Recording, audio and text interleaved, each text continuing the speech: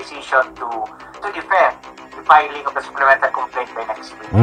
So ano po yung ikakaso niyo rin kay Harry Roque? Qualified trafficking in persons din po in relation to the Lucky South 99 operations. When you say qualified... Iyan na ho, mga kaibigan. Maliwanag ho, hindi ito fake news.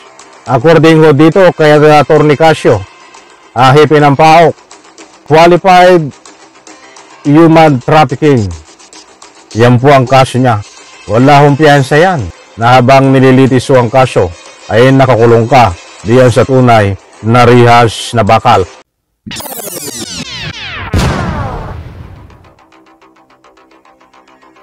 Alright, welcome back to my YouTube channel. I'm Andy's Vlog. Nako, matindi ho ito. Attorney Harry Roque. Tunay na kulungan ng bagsak. Walang piyansa ang kaso. Nako po, ay ito na ho ang inaabangan ng marami. Inaabangan ng taong bayan tungkol dito. Kung ano ang kaharapin ni Harry Roque. Mga kaibigan, ay ito na ho. At ihatid ko po sa inyo ang latest update tungkol dito kay Attorney Harry Roque.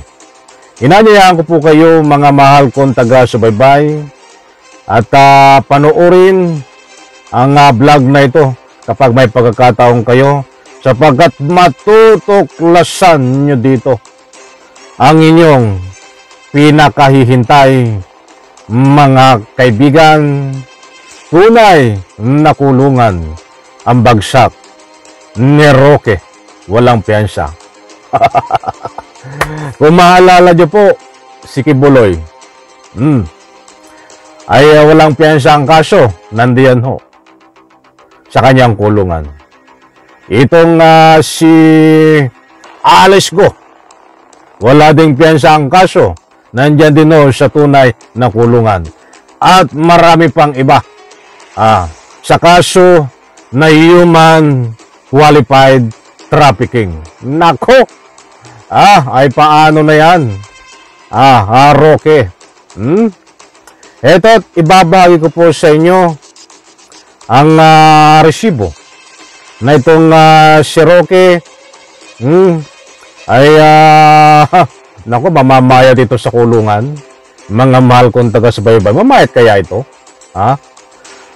Ito, at ibabagi ko po sa inyo, panoorin, pakinggan ang latest update dito po kay Attorney Harry Roque.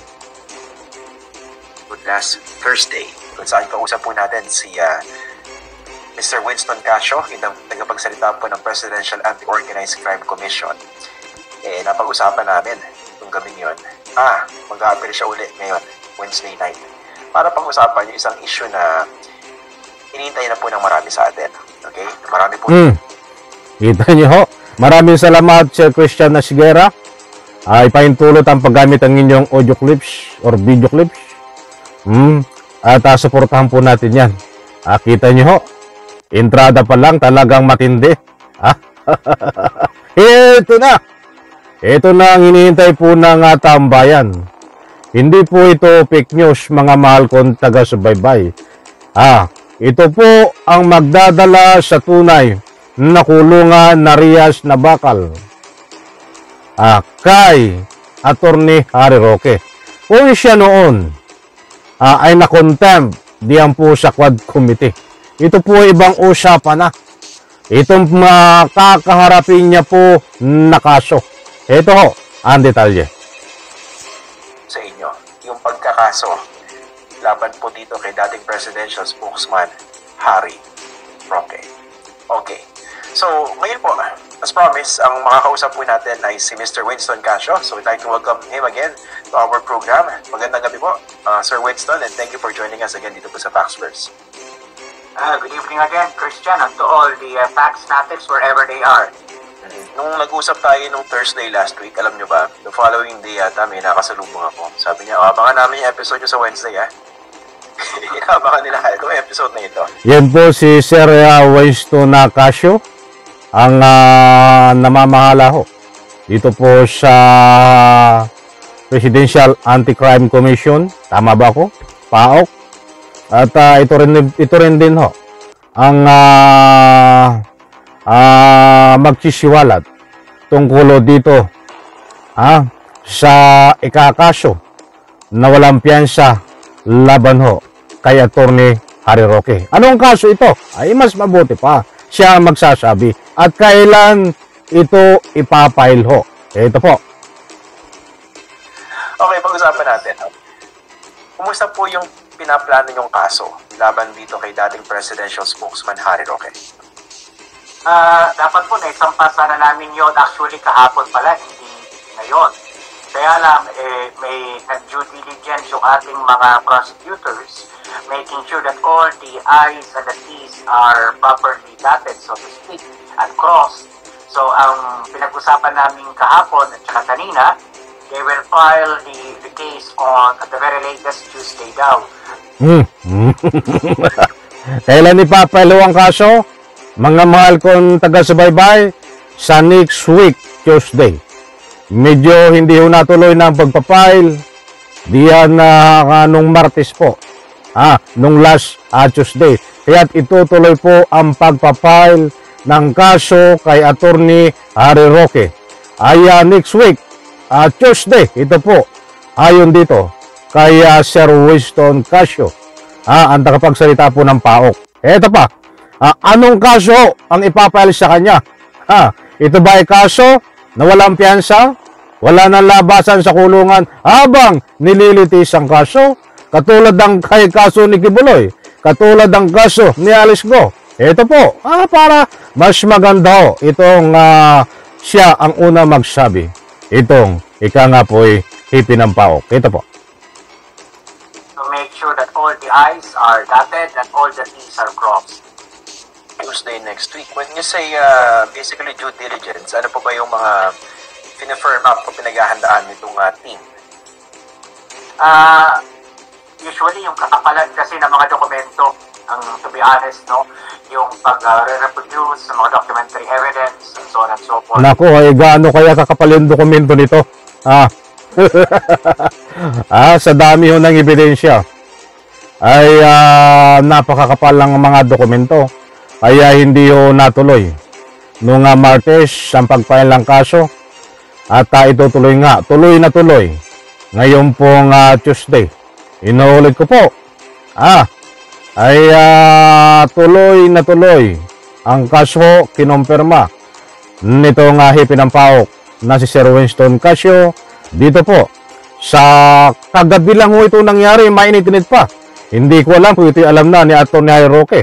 At kapag nalaman ni Attorney Harry Roque ito, I'm sure hindi na ito makakatulog dahil shoot po siya sa tunay na kulungan sa Riyas na bakal dahil ito pong kaso na ito ay walang piyansa. Ito po, ituloy natin para sa lubos nyo pong pangunawa. Kasi this is basically a supplemental complaint to the one that we already filed a few weeks back in relation to the qualified trafficking in persons case versus Catherine Cassandra Leong et al. So supplemental complaint na lamang po ito. So we don't want to the supplemental complaint to be dismissed on mere technicality. So we made sure na the prosecutorial team made sure talagang sinigurado ho nila. Kaya nga hindi ho sila nag-file ng kaso nung una. Dahil sinigurado ho nila na ito ay may sustansya at lumabas ho sa pag-iimbestiga. At dito ho ay matutuklasan natin na napakaraming na ika nga po ay matitibay na ebidensya laban ho dito kay Attorney Harry Roque na siya po ay sangkot at tinuturong utak din dito po sa Pugo. Eto, mga kaibigan, eto na ang tinutumbok natin na kaso. That everything is in proper order. Kami naman po, bilang mga nominal complainants, yung PAO at saka yung CIDG, sabi namin, mas alam nila yung kanilang trabaho para sa amin. So, we defer to their decision to defend the filing of the supplemental complaint by next week. So ano po yung ikakaso nyo rin kay Harry Roque? Qualified trafficking in persons din po in relation to the Lucky South 99 operations.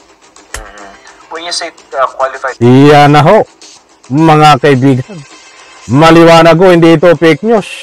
According ho dito kay Atty. Casio, Hepe ng PAOK. Yan po sa actual interview. Yan po sa live kagabi ni Christian Isguera. Si Christian Salutio ay qualified human trafficking. Yan po ang kaso niya. Wala hong piyansa yan. Mga mahal kong taga-subaybay, katulad ng kaso ni Kibuloy, katulad ng kaso ni Alice Go, na walang merekomendang piyansa. Mga mahal kong taga-subaybay, na habang nililitis ang kaso, ay nakakulong ka diyan sa tunay na rihas na bakal. Ito pa, diretso natin, pagkatapos magbibigay tayo ng poll commentary. Trafficking in persons. Ano po ba exactly ang involvement allegedly ni Harry Roque dito? On that note, I won't answer that question because, he would be able to, preempt whatever cards we have on our deck, so to speak. But rest assured, it's going to be it's going to be based on strong evidence naman po. Ayun, nako. Base sa matitibay na ebidensya, diyan po sa pugo na siya po ay tinuturong utak, sangkot, mga mahal kong taga-subaybay, itong si Atty. Harry Roque. So, maliwanag po mga kaibigan, araw po ng Martes next week, ipapile ang kaso. Ang kaso po na yan ay human qualified trafficking. At ayon nga po sa ating pag-research, ay wala po itong piyansa. Katulad ng kaso ni Kibuloy, katulad ng kaso ni Alice Go. Mga mahal kong taga-subaybay. At once na ito po ay nagkaroon ng probable cause, diyan po sa DOJ, ang kaso na ito ay pwede yung iakyat sa korte. At diyan po sa korte ay mag-i-issue ng warrant of arrest laban ho dito kay Atty. Harry Roque na walang piyansa. Ang tanong, nasaan po ngayon si Atty. Harry Roque? Hanggang ngayon ay nagtatago ho si Atty. Harry Roque at may balita ho tayo na nandiyan sa Davao ayon sa nakuha nating impormasyon at binigyan na ng ating utos itong si Colonel Marantan na hanapin, tugisin diyan sa Davao itong si Atty. Harry Roque. So, abangan po natin ito at kabang-abang dahil ito ho ay seryosong usapin na alam ko ho na itong si Atty. Harry Roque kapag nalaman itong ikakaso sa kanya ay tuluyan na ho itong magtatago. Dahil sa quad committee pa lang ho ay nagtago na siya. How come? Dito sa ikakaso po sa kanya sa Martes na wala rin din pumpiyansa. Tuluyan na ho itong magtatago na pwede rin ho itong hukayin ni General Torre katulad ng kay Kibuloy. Nako, matindi ho ito. Yan po muna ang latest update. Mga mahal kong taga-subaybay, kumpirmado, araw ng Martes. Abangan po natin ang pagpapile ng kaso na human qualified trafficking dito po kay Atty. Harry Roque na nagbabase po tayo dito sa actual interview ni Sir Christian Isguera sa kanyang YouTube channel dito po sa Hepe ng PAOK na si Sir Winston Casio. Maraming salamat, pagpalain po tayo lahat. Sabay-sabay po nating i-like ang video na ito.